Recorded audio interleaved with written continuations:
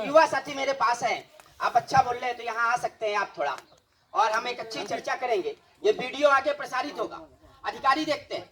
जब हमने चर्चा की शुरुआत की तो मैं आपको बताना चाहता हूँ गांव के माध्यम से, क्योंकि मैं भी इसी गांव का हूँ। बहुत ज्यादा आप मुझसे परिचित नहीं होंगे, लेकिन यही मेरे इसी गांव में मेरा जन्म हुआ है, इसी गांव का युवा हूँ।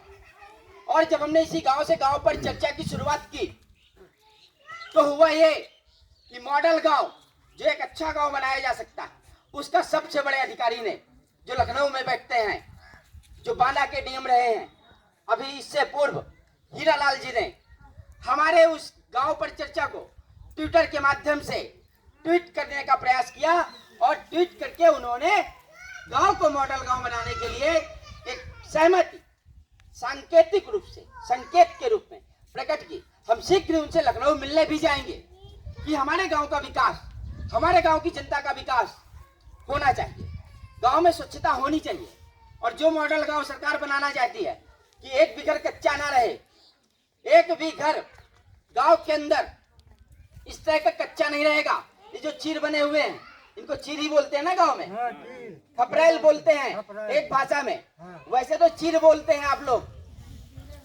हाँ, इसलिए गांव की भाषा में भी बोलना पड़ता है कि आप समझें और हमारा अच्छा संवाद हो सके, हम एक अच्छी चर्चा कर सके, आपकी आवाज यहाँ से लेकर लखनऊ और दिल्ली तक पहुंच सके। ये जो चीर बने हुए हैं, उस मॉडल गांव में जो सरकार की सोच है, सरकार ने अधिकारियों के द्वारा जो बनाया है कि मॉडल गांव में एक भी घर कच्चा नहीं रहेगा, एक ऐसे गांव का निर्माण। लेकिन ये तब होगा जब आपके गांव का ग्राम प्रधान भी कोई एक अच्छा व्यक्ति हो, जब वो पहल करने योग्य हो, जब वो एक अधिकारी से बात करने योग्य हो, जब वो अधिकारी तक अपनी बात को अच्छे तरीके से रख पाएगा। उनका नहीं आता, अच्छा हम आता है, हम कहा पा रहा है। पता ही चलता है कि गांव की जो सरकार है, बहुत सारे लोग, बहुत सारे गांव में ऐसे लोग प्रधान बन जाते हैं जिनको एक एप्लीकेशन भी लिखना नहीं आता। और मॉडल गांव में एक बड़ी बात यह भी है कि गांव का अपना एक घोषणा पत्र होना चाहिए। अभी तक चुनाव कैसे हुआ है, आ जाइए आप आना चाहिए, मैं आपको आमंत्रित करता हूँ यहाँ पर, क्योंकि आप गांव के युवा हैं, आपकी जिम्मेदारी, आप अगर जिम्मेदारी निभाएंगे, आवाज देंगे तो बहुत अच्छा होगा।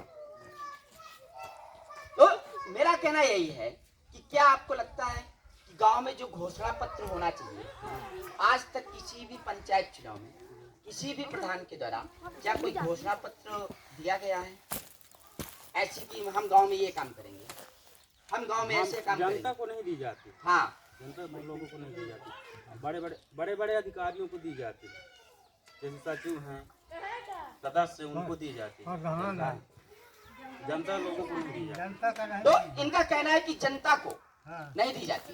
अभी ये पूरी तरह से मेरी बात को समझ नहीं सके, लेकिन मैं बताऊं तो गांव के अंदर से एक बड़ा बदलाव होना चाहिए। जब भी चुनाव हो तो गांव की जनता को मांग करना चाहिए, जो गांव का प्रधान बनना चाहता है वो खुलेआम आए, गांव की जनता के बीच खड़े होकर के वो गांव के विकास के बारे में 10 मिनट बोल दे कि कैसे विकास करोगे गांव का। जी, बोलना चाहिए, खुल करके तो बोलना चाहिए।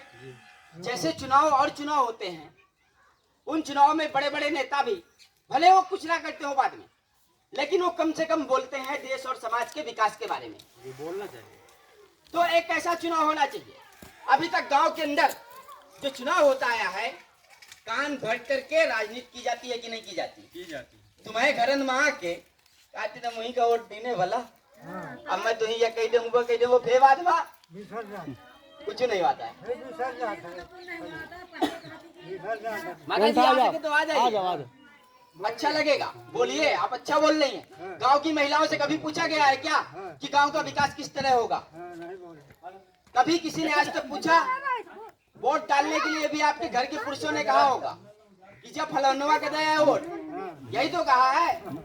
उसके बाद कहानी खत्म। तो वोट डालने के लिए जैसे बिहार की महिलाओं ने इस बार निर्णय लिया कि हम अपने मन से वोट डालेंगे, हमारी पसंदीदा जो प्रत्याशी होगा उसको हम मतदान करेंगे। तो गांव की महिलाओं को, गांव की बहन बेटियों को ये निर्णय लेना होगा कि इस बार हम पुरुषों के कहने पर या घर के किसी सदस्य के कहने पर मतदान नहीं करेंगे। अगर कोई एक अच्छा युवा, अगर कोई एक अच्छा व्यक्ति हमें मिलता है तो हम अपनी मर्जी से, अपनी पसंद से उस व्यक्ति को मतदान करेंगे जो हमारे हमसे भी पूछ करके गांव का विकास करे। किसी ने आज तक 5 साल में पूछा, 10 साल में पूछा कि तुम्हारे यहाँ गली बटरुआ में लायकी कि नहीं आए? कहीं नहीं कहा, कोई पूछा है? नहीं कहीं ना। तो ये जो मुद्दे, इन मुद्दों पर विमर्श करने के लिए हम आपके पास आए। जो बेरोजगारी एवं रोजगार और स्वरोजगार, गांव के अंदर से रोजगार कैसे आ सकता है, गांव के अंदर आप कैसे कमा सकती हैं, एक युवा कैसे कमा सकता है। जैसे इनकी दुकान खुली हुई है तो ये इनका स्वरोजगार है, लेकिन ग्राम प्रधान के द्वारा ऐसा कौन सा प्रयास किया जाए जिससे गांव के 2, 4, 10, 20 युवाओं को रोजगार मिल सके, वो गांव के अंदर कमा सके। इन बातों को लेकर के हम चर्चा करने आते हैं। और होता है ऐसा, एक प्रधान है गुजरात का, कुछ ऐसे प्रधान उत्तर प्रदेश में भी हैं जिन्होंने गांव के युवाओं को